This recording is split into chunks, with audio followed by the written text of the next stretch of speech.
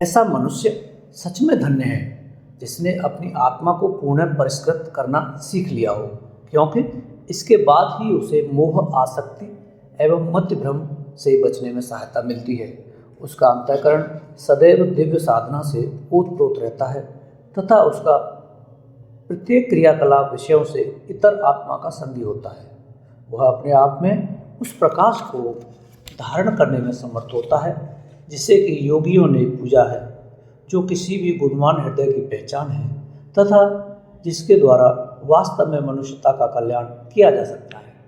हमें उस आत्मा पर निर्भर रहना चाहिए जो कि महान उत्कर्ष की प्रार्थी है। उसके समतुल्य कुछ भी नहीं। जो उसे समझ गया वह कभी भी भीतरी संपदा को बाह्य विषयों से हस्तांतरित नहीं कर सकता।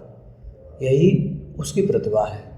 उसके बाद तो संसार मात्र कीर्णा भूमि या कहें अपने अंतस्थ में विराजित सत्ता का प्रकटीकरण भर रह जाता है।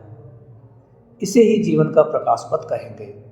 जो मनुष्य इसके योग्य स्वयं को बना लेते हैं वे धन्य हैं, क्योंकि इससे बढ़कर कोई उपहार नहीं। जिसकी आत्मा जागृत नहीं है वह इस संसार के झंझावातों के मध्य कभी भी वास्तविक उत्थान को प्राप्त नहीं हो पाता है।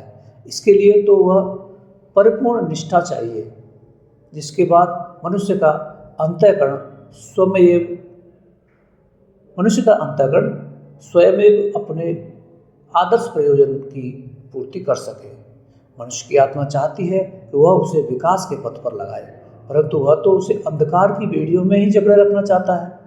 उसकी इस दुर्दशा का अंत तभी होगा जब उसे अपनी आत्म संपदा का भान हो सके और उसका जीवन सदा एक रस अपनी पावन गति को प्राप्त करे।